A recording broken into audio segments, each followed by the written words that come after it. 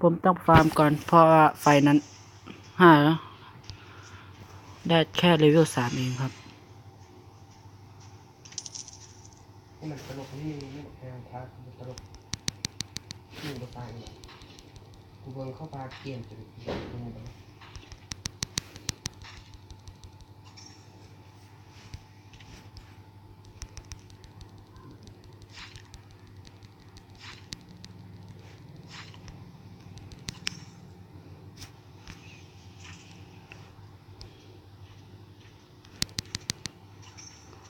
เฮ้ย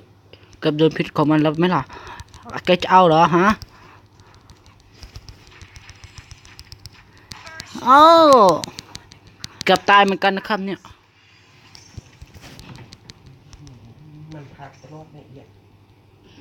มันมีตัวเดียวเดี๋ยวนี้ผมต้องกลับฐานก่อนนะครับเพราะว่าไฟนั้นก็ไม่ธรรมดาเหมือนกันตายคนมีฟันมันต้องติดยาคนเรียนโอเคเดียวอีกเป็นลายสร้อยดีโอ้ข้างล่างมีปัญหาแล้วอ่ะ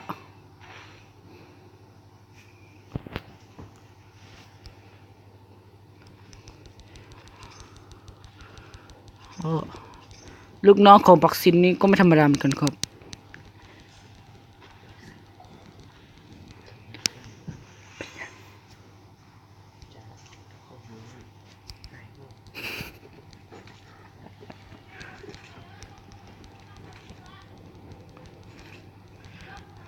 วันนี้ผมจะไม่จับปอมนะครับเพราะว่ามันเครียดมากเลยอะตอนนี้อยากทำให้มันสนุก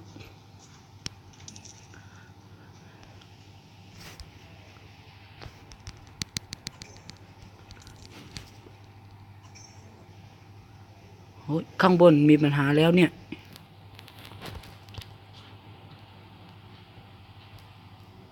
เฮ้ยอย่าเป็นอะไรมันไปนะ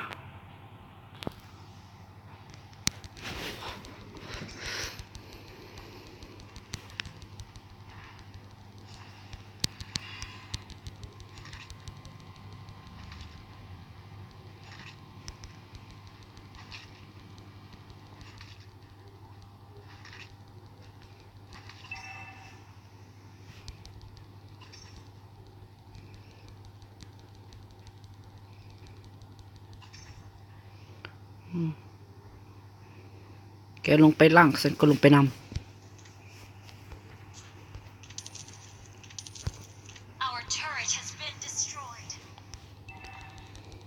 มาได้สิวะ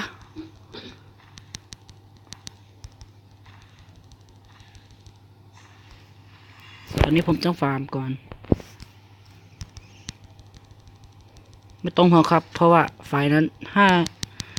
เพิ่งได้เลเวล7เอง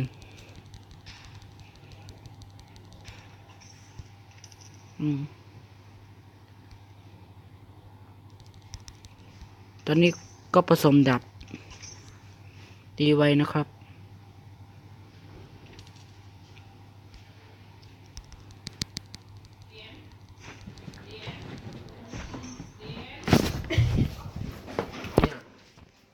ฉันบอกให้มึงเห็นอย่างไรกูมอกับมอ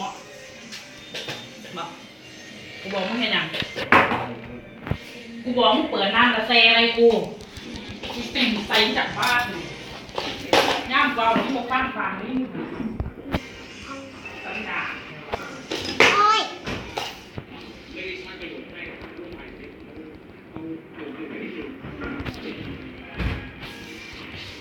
อ๋อได้แล้วครับ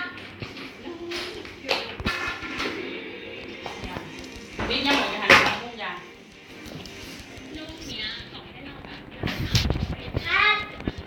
เอาอะไรเดี๋ยว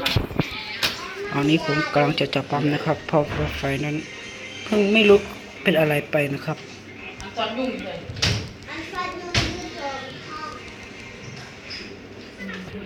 จะเป็นอะไรไปเนี่ยไฟนั้นเซ็งเลยเฮ้ยป้าแกจะเอาเหรอ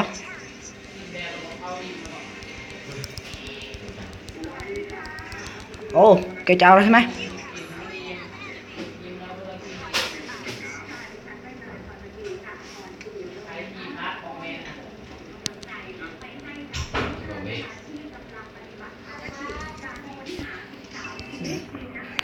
ก็ผมก็จะไปผสมตามเลย อีแม่กับลูกอันนั้นเรียกมันแล้ว อะ ผมก็จะผสมตามได้ ลึกมันได้ อันแรกหูพันเด็ก ว่าถ้างูได้เป็นแนวใด เก็บแรก เฮ็ดจังซั่นแหละถ้าพ่อเงินเน็ตแม่เบิดแบบกันไว้เลยโหลตะเกียบตะกาม ฮะ โอ้ยมันอันหนึ่ง มอดก่อนมันสิใหม่อีกเงินแล้วจะลงเบิดมือเบิดเว้นอยู่ คนไม่กินกับลิ้นก็แหละนั่นเด็กอันนั้นเนาะเราเอากำลังตัวเรา ผมจะทำยังไงดีนี่ ผมก็จะทนไม่ไหวเหมือนกันนะครับ ทั้งคน ดูมันผสมเครื่องก่อนครับอ๋ออ๋อชอบจับปลอมเหรอ พอมันนั่งกันจนแล้ว เอาใช่ไหมจะเอาใช่ไหม มันนั่งกันจนแล้ว เบิดแล้ว ใส่อันติกระแท่นั้นเท่าไหร่ ยังบ่หมด ได้บ้านมันหยัง ยังบ่หมด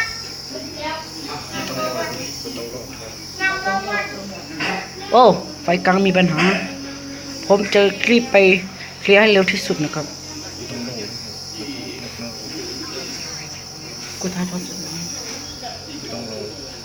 ไปเดี๋ยวดูก่อนไปดูดูหน้านะ โอ้ไฟข้างล่างก็มีปัญหาเหมือนกัน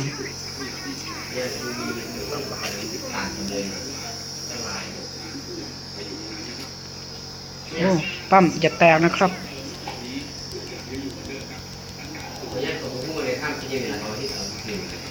จะได้ถามเลย โอ้เกือบไปแล้วไหมล่ะ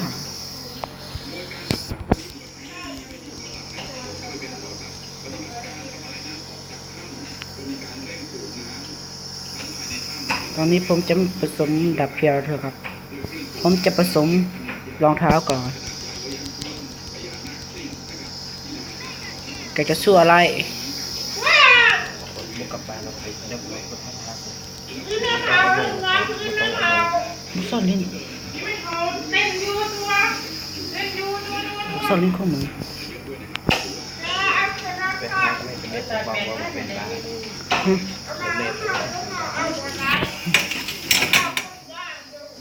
แท้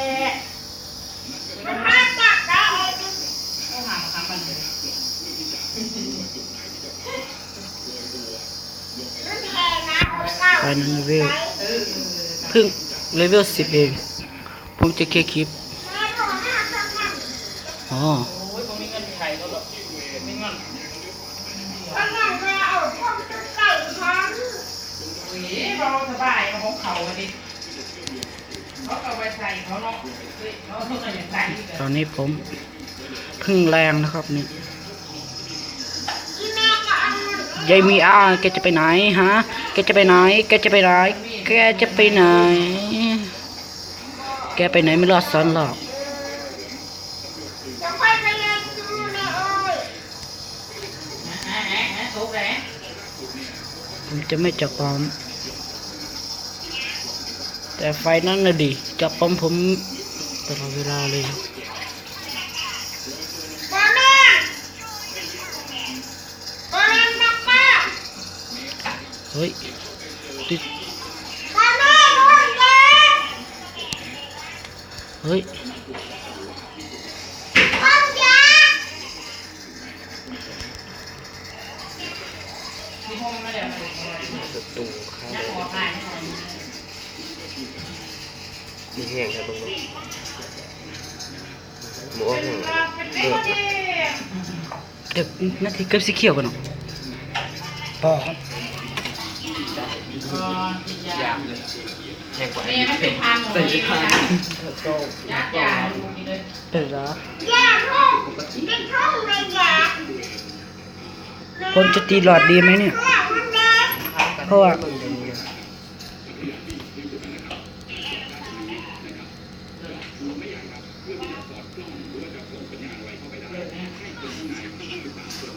ถ้าอยู่นอกก็เย็นกว่าเป็นนางอยู่นอกฮ้อนปวดไว้ ผมจะตีหลอดได้เวลาเนี่ยจะประกายใส่เลย พี่แม่พี่แม่ เจ้าแม่เลยจ้ะ ผมตีหลอดไม่ถึง5 วินาทีนะครับ แล้วก็ป้องกันพิษ ไม่ต้องแม่ ตัวอีจนสุกเลยแล้วก็ป้องกันพิษถ้าส้มผมเบียร์หนูด้วยถ้าส้มตีเด็กตีฟาร์ม ไม่ต้อง เมื่อกี้ตายผมเบียร์ นี่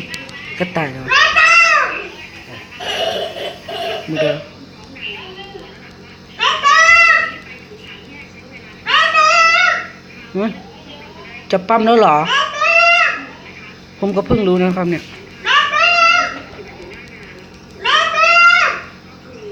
จบจนได้นะครับ ตอนนี้ผมขอสวัสดีครับ